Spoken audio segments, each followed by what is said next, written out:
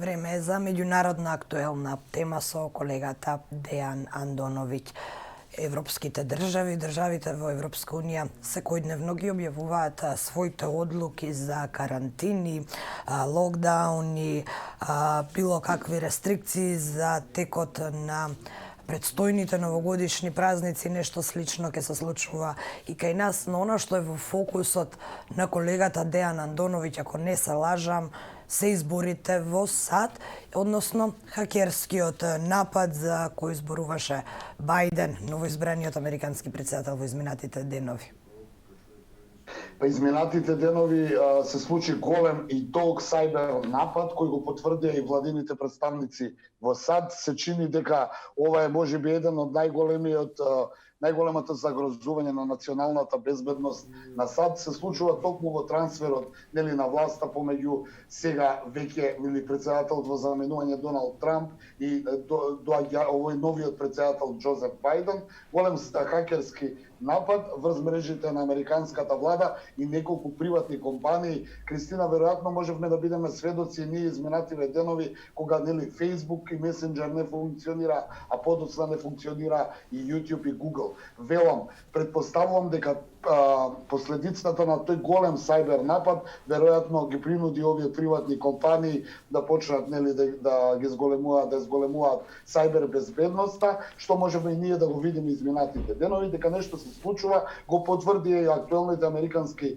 власти кои рекоа дека се нападнати одредени владени институции каде што биле следени мејловите на одредени владени институции пред се на State Департментот. Она што е интересно во моментов е дека иако нема официјални изјави за тоа што се случува и дека надлежните институции спроведуваат истрага, односно во теке истрагата, сепак треба да се потенцира дека се сомнева дека се работи за Русија, дека некој од руските хакери се обидел да ја загрози сајбер националната безбедност. Еден од многумина од конгресмените и сенаторите во САД веќе рекоа дека доколку е така, ова е буквално објавување на војна. Од друга страна, Русија засега нити излезе со соопштение да потврди, нити да демантира дека стои за некаков ваков напад. Она што е интересно, сакам да потсетам дека се случува во време кога Трамп се заминува и се случува баш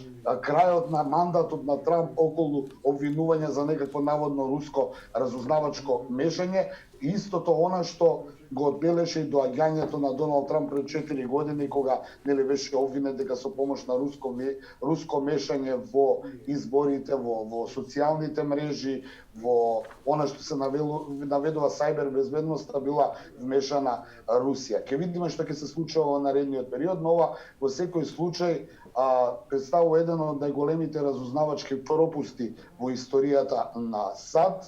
Ќе потсетам дека нешто слично вако се случи во времето кога претседател беше Барак Обама и во времето на неговата администрација, кога имаше еден хакерски напад од страна на Кина, каде што повеќе од 22 милиона американци буквално Кина буквално од 22 милиони американци успеа да им го земе идентитетот и оттисците на прсти, што само докажува дека можеби новата војна, новиот начин на водење на војна е сајбер војната и очигледно Соединетите американски држави се цел на овие напади. Во недостиг на изјава на официјални представници пред се на Доналд Трамп излезе Џозеф Бајден кој рече дека ќе спроведе огромна истрага за оваа разузнавачка афера и дека сајбер безбедноста ќе биде на прво место во фокусот на неговата идна администрација. Така да некако темата за хакерски напади се провлекува при секој избори, при секој изборен циклус во Соединените американски држави. Она што денеска се одбележува исто така на меѓународната сцена, тоа е дека се навршуваат 10 години од арапската пролет. Тоа се оние немири кои во низа држави предизвика и рушење на власта. Да, токму така 10 години од кога младиот продавач на овошје во Тунис како резултат на еден од продавачите на овошје во Тунис како резултат на малтретирани од властите за време на неговата работа и сиромаштијата, во протест се самозапали пред тамошната владина институција, што предизвика огромен бран на протести на улиците на градовите на Тунис и после 17 дена големи протести и незадоволство на граѓаните поради сиромаштијата, корупцијата и диктатот на тогашниот претседател Бен Али. После 40 години го урнаа тогашниот претседател на Тунис.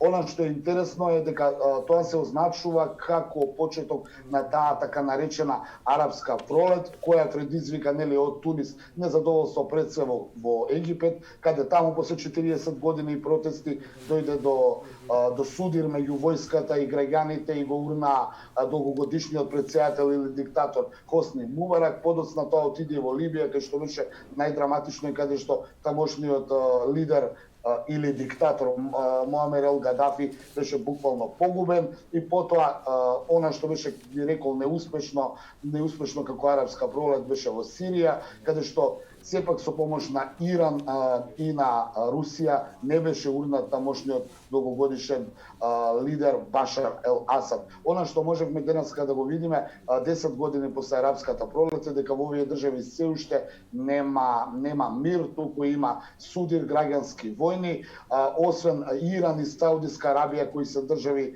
со високо религиозно управување, тие беа нели поштедени од оваа арапска пролет. Но што се случува денеска? Арапската пролет се смета како втор голем светски настан по падот на Берлинскиот зид, но сепак таа арапска пролет не им донесе некоја голема слобода на овие држави. Што имаме во Сирија? Имавме војна, во Либија имаме граѓанска војна, Египет е нестабилен, Јемен исто така. Она што можам само да го кажам на крај дека како резултат на арапската пролет малку дојде слободата, но предизвика огромен мигрантски бран со кој се соочивме и ние како дел од Балканот и од Европа, но и дојде до појава на огромната парамилитарна организација ИСИС, која видовме изминативе години што све правеше и какви све злосторства не направи во овие делови на светот, каде што иако имаше диктатори, сепак имаше некаква контрола. Сега тие држави останаа без контрола и сме сведоци секојдневно на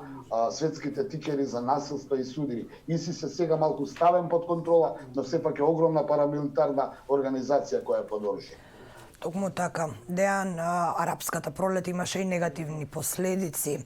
Овие кои ти ги спомена, освен ИСИС и бегалскиот бран со кој што се соочи Европа. Ти благодарам за ова вклучување во утрински брифинг.